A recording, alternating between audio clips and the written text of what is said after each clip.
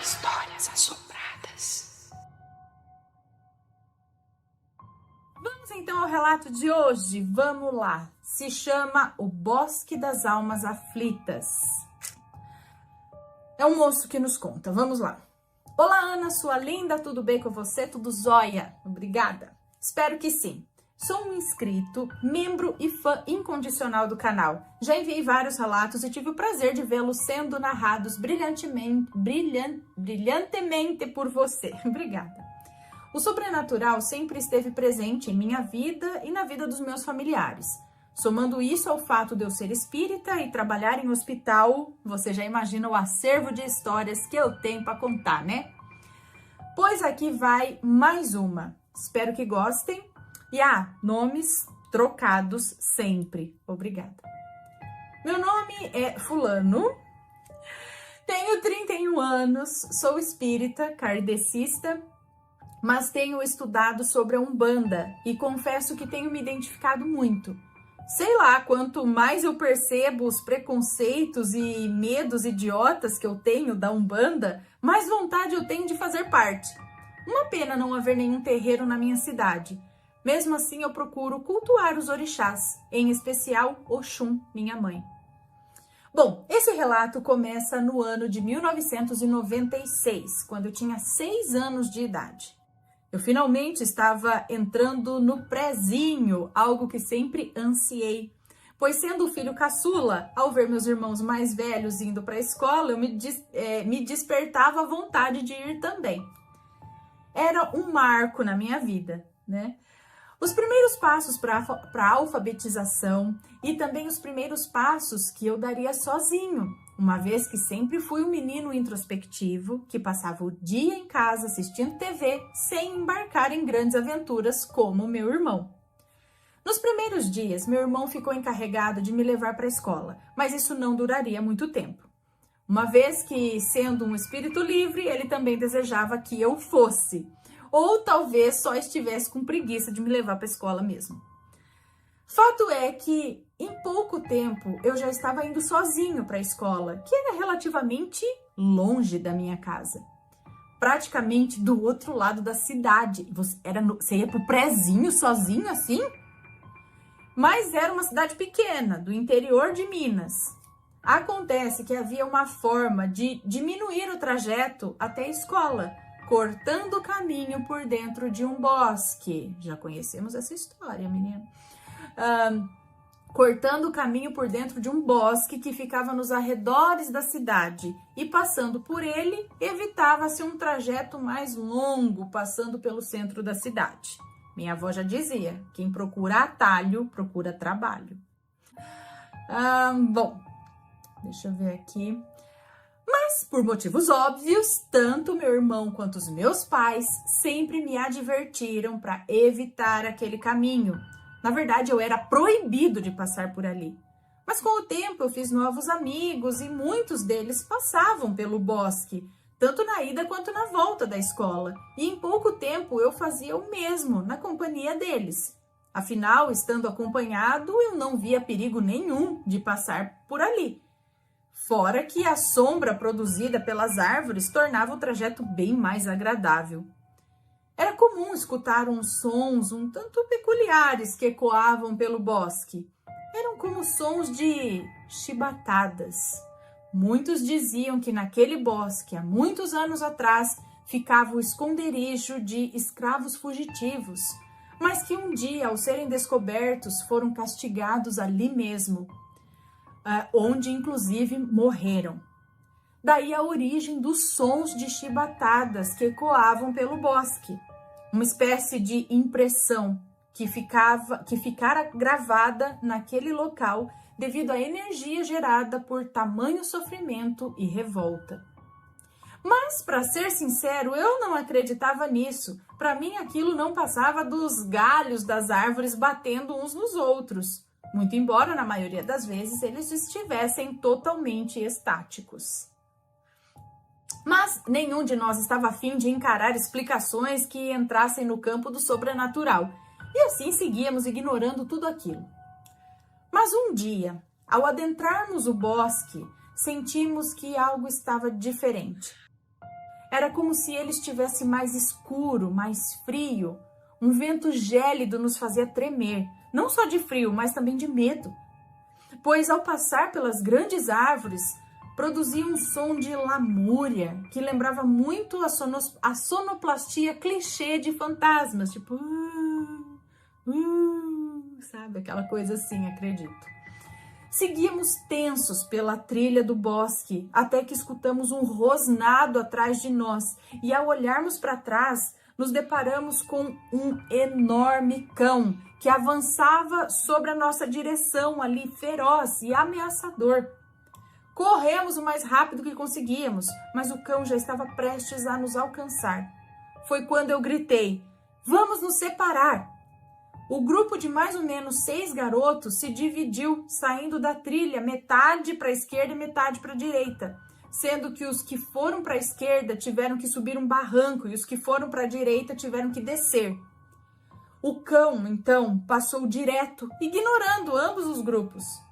Nós que fomos para a esquerda, após subir o barranco, nos deparamos com uma área plana, com grama, mato e algumas árvores mais distantes umas das outras. Aquela paisagem era nova para nós e ficamos a contemplá-la, imaginando que poderíamos fazer um piquenique ali qualquer dia. Mas ao olhar para as árvores mais distantes, nos deparamos com uma imagem que marcaria nossas vidas para sempre. Por pouco passaria despercebido, mas parece que era nosso destino encontrar aquele pobre coitado que estava ali no galho de uma árvore, balançando conforme a vontade do vento. Sem dúvidas, uma imagem forte para crianças ou mesmo para adultos. A princípio pensamos que era um boneco de Judas, sabe? Tipo aqueles que costumam malhar Judas na Sexta-feira da Paixão, mas essa já havia passado. Chegamos mais perto e pudemos constatar o que realmente se tratava. Bom, eu não preciso detalhar o quanto foi assustador. Saímos em disparada, todos gritando o mais alto que podíamos. Encontramos o outro grupo na trilha e ele se juntou a nós, tanto na correria quanto na gritaria, mesmo sem saber o motivo de tanto escândalo. Pouco tempo depois, retornamos ao local, agora acompanhados já de adultos, para indicar o local onde encontramos o corpo. Dessa vez, me sentindo mais seguro e protegido, eu pude me atentar aos detalhes. Examinei com um olhar de perito o corpo daquele infeliz, de modo que por anos aquela cena, o rosto, a expressão de desespero e agonia se fizeram presentes nos meus pesadelos. Mais tarde eu soube que o motivo pelo qual aquele homem resolveu dar fim a tudo foi em virtude de uma forte depressão. Mas o que eu sabia sobre depressão com 6 anos de idade, né? O fato é que tive pena e orei para que aquele infeliz pudesse encontrar a paz. Muitos anos se passaram, eu já nem morava mais naquela cidadezinha, embora ainda tivesse muitos parentes que moravam lá. Quando me tornei espírita, minha família começou a me tratar como se eu fosse algum tipo de caça-fantasma e sempre me procuravam para esclarecer possíveis eventos paranormais. Um dia recebi a ligação da minha tia Maria, que me relatou que no PSF em que ela trabalhava e que havia sido transferido para um prédio novo, estava acontecendo alguns eventos no mínimo estranhos. Eram portas e janelas que abriam e fechavam sozinhos, mesmo quando não havia vento ou qualquer coisa que justificasse tal ocorrência. Vultos, sons de choro, gemidos, torneiras que se abriam sozinhas, descarga do banheiro que acionava sozinha, a temperatura que baixava do nada, pegadas de barro que apareciam do nada, além de que os funcionários, por vezes, sentiam sopros nos ouvidos, puxões de cabelo, tapas nas costas, por algo ou alguém que não era visível. Eu achei tudo muito impressionante, sobretudo por conhecer minha tia e saber que ela não era de aumentar nem inventar coisas. Perguntei a ela onde ficava o novo prédio do PSF e ela me disse: "Lembra aquele bosque que tinha perto da sua casa quando você morava aqui? Pois é, hoje ele não existe mais. Foi todo loteado e o PSF se mudou para lá para atender os novos moradores. Então eu disse: poxa, foi aí que eu e meus amigos encontramos um homem há muitos anos atrás. Minha tia não sabia desse fato, pois na época ela morava na roça e nem ficou sabendo. E nenhum dos funcionários do PSF tinha conhecimento ou recordação de tal acontecimento. Suponho que por serem todos mais novos que eu e outros que vieram de outras cidades, né? O fato é que ninguém se lembrava desse fato ocorrido há mais de 20 anos atrás. Fiquei muito intrigado em conferir de perto o que estava acontecendo e resolvi ir até a minha cidade natal. Quando cheguei, fui direto para a casa da minha tia e ela ficou de me levar no tal do PSF no dia seguinte. Confesso que naquela noite eu tive muitos pesadelos, revivendo aquele fatídico dia em que encontramos aquele pobre homem. Seria mesmo ele? Em 20 anos ele ainda estaria perdido por ali? Algo me dizia que havia mais coisas por trás de tudo isso. No dia seguinte fomos minha tia e eu, mas antes eu pedi para ela guardar segredo sobre a minha descoberta de anos atrás. Fui muito bem recebido pela equipe do PSF, que me tratavam como se eu fosse Ed Lorraine Warren. Me enchiam de perguntas que eu não fazia nem ideia de como responder, mas dava uma de mestre dos magos e dava uma enrolada com um ar de enigma. Minha intenção não era enganar ninguém, eu só não queria decepcioná-los. Enquanto eu estava no PSF, eu coloquei a mão na massa. Pois sou enfermeiro, né? Então eu não ia ficar ali só de enfeite. Até que chegou um garoto de uns 12 anos com sua mãe. Ele havia machucado os joelhos após um tombo e precisava de curativos que eu me prontifiquei a fazer. Então, já na sala de curativos, eu comecei a conversar com o garoto, perguntando como havia sido o tombo. E ele relatou: tio, era umas 7 horas da noite de ontem, eu estava brincando no parquinho aqui do PSF. Havia uma espécie de pracinha do lado do PSF, com um parquinho para as crianças e academia ao ar livre para os adultos. Bom, e ele continuou: eu estava no balanço de pneu quando ouvi um homem gritar para eu sair dali, mas eu não via onde ele estava. Então eu continuei balançando até que esse homem chegou por trás de mim e começou a me empurrar no balanço com muita força. Eu pedia para ele parar, mas ele só ria e continuava empurrando. Eu estava com muito medo, pois o balanço estava indo muito alto. Meus pés balançavam forte.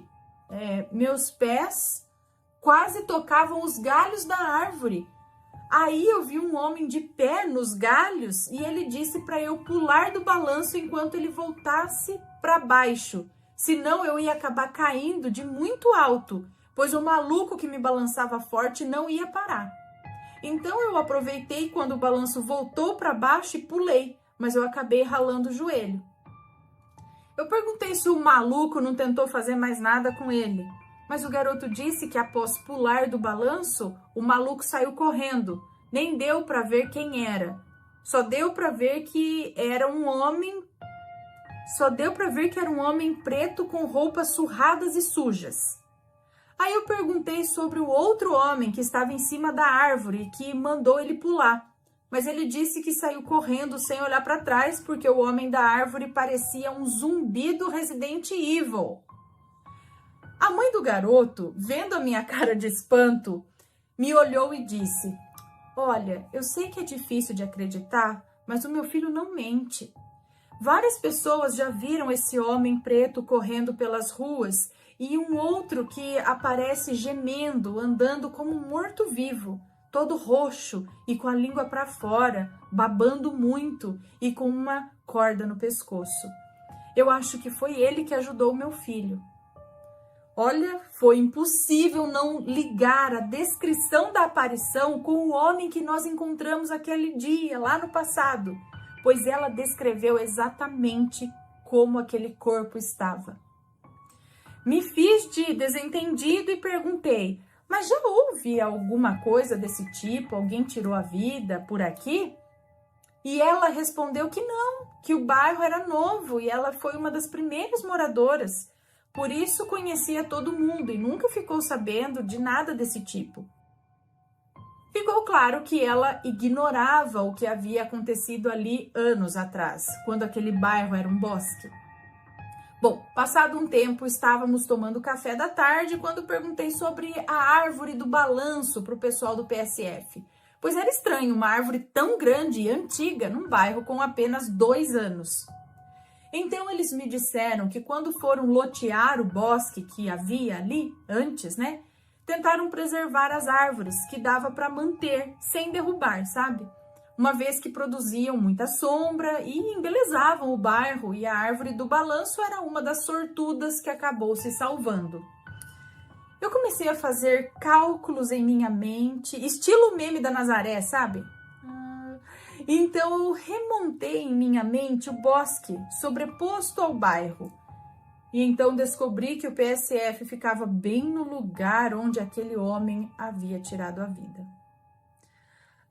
Eu gelei ao pensar que a árvore do balanço poderia ser a mesma em que, bom, vocês entendem, né?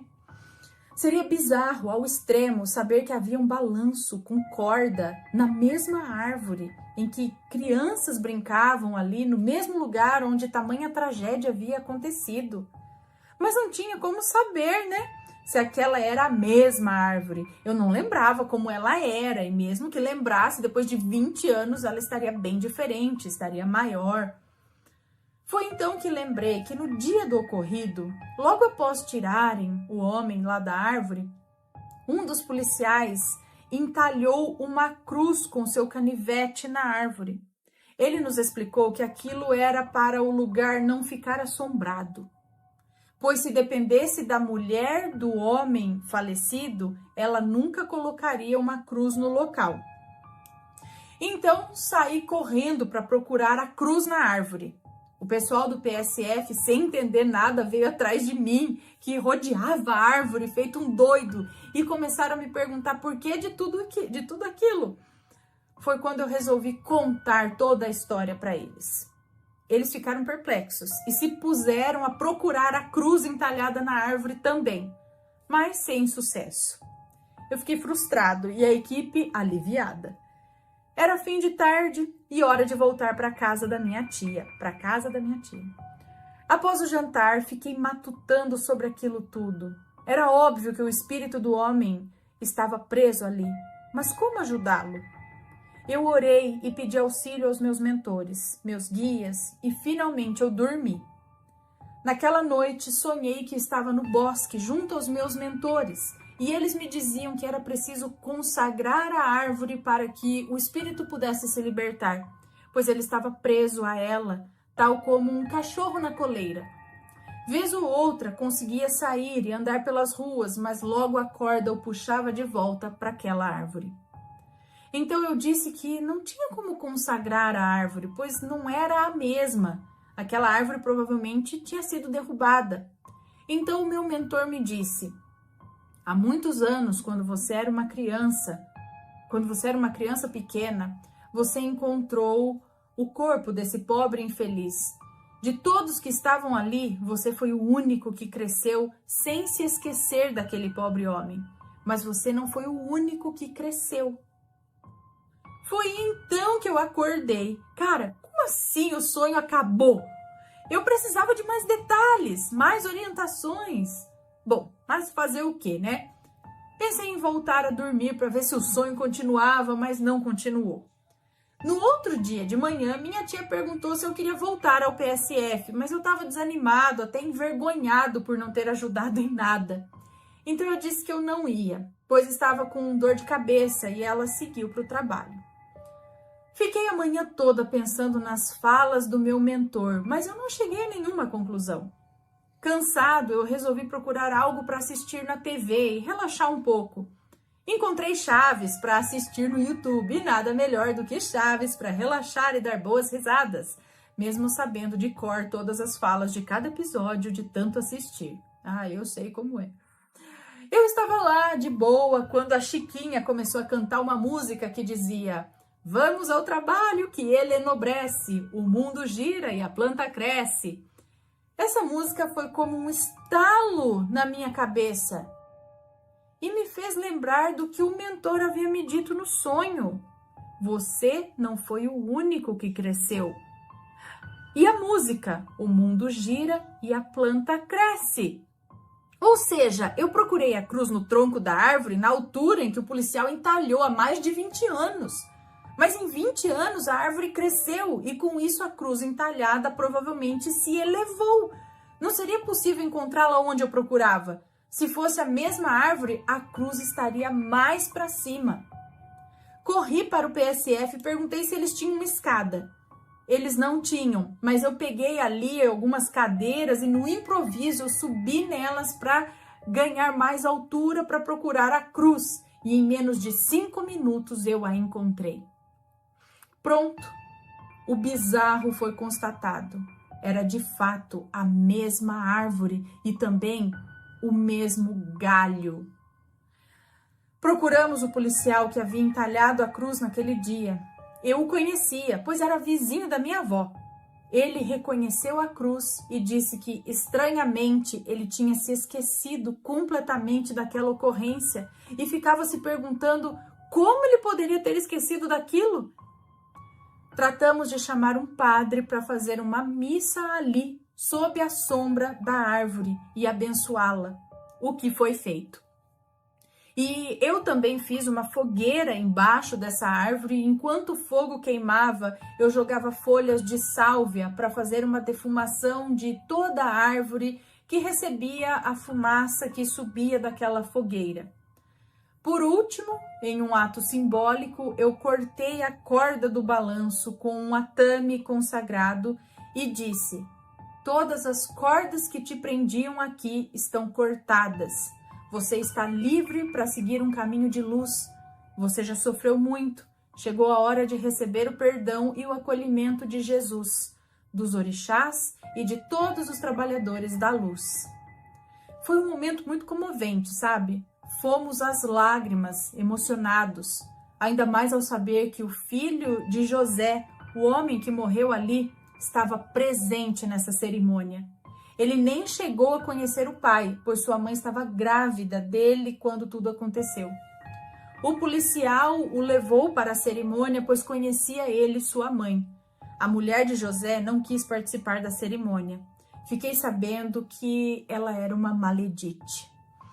O filho de José, Tiago, me procurou para agradecer e me contou como foi difícil crescer sem o pai e que a mãe, maledite, vivia dizendo que ele era um covarde, um fraco como pai, mas que ele nunca considerou o pai nem como covarde nem como fraco e mesmo sem tê-lo conhecido, o amava muito.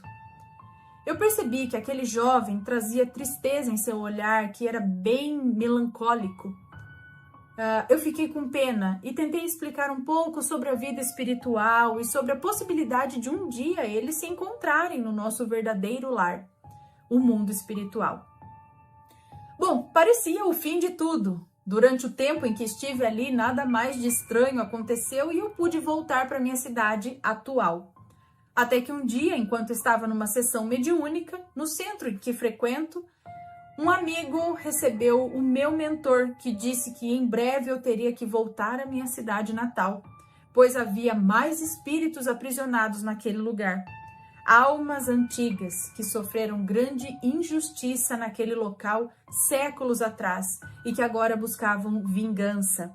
Inclusive foram essas almas que levaram José a tirar a vida e o escravizaram ali por mais de 20 anos. Eles estavam irados por termos libertado seu escravo, digamos assim, mas já planejavam conseguir uma nova vítima, talvez alguém que carregasse o sangue de José nas veias. Então, sim, Ana e assombrados, esse relato não termina aqui. Mas para não ficar cansativo, eu continuo numa possível parte 2, se assim desejarem. Um beijo a você, a sua família, os pets e todos os assombrados. Desculpe os erros, digitei do celular e o meu corretor é meio analfabeto. PS, dia desses, vendo as histórias assombradas, eu vi você imitando o ET Bilu e quase morri de rir. Você imita igualzinho. Apenas que busquem conhecimento. Ai, meu Deus, um beijo pra você, muito obrigada. Bom, gente, então vamos esperar a parte 2 agora. Então tem mais coisa nesse solo, né? O que aconteceu? E olha só, conseguiram libertar aí a alma dele, ficou preso. Gente do céu, quanta coisa que acontece no mundo que a gente não vê, né? Que, assim, quem não percebe, o que talvez seja a maioria das pessoas, não sei, a gente nem se dá conta, né, do que tá acontecendo do lado de lá, né? Já aconteceu algo parecido com vocês? Manda um relato pra gente, pessoal. E aí, tá gostando dos relatos? Então o que você acha de deixar um like aí no vídeo, hein? Gosta dos relatos? Deixa o seu like, mesmo que seja nos cortes.